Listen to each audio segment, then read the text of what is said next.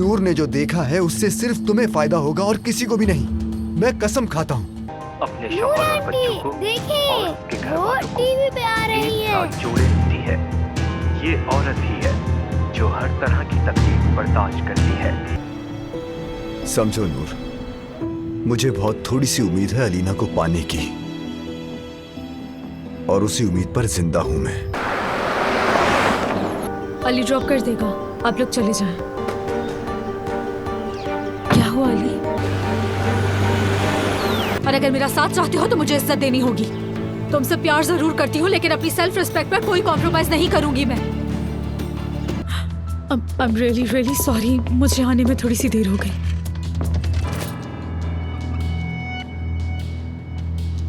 ये मोहब्बत बदुआ बन गई है।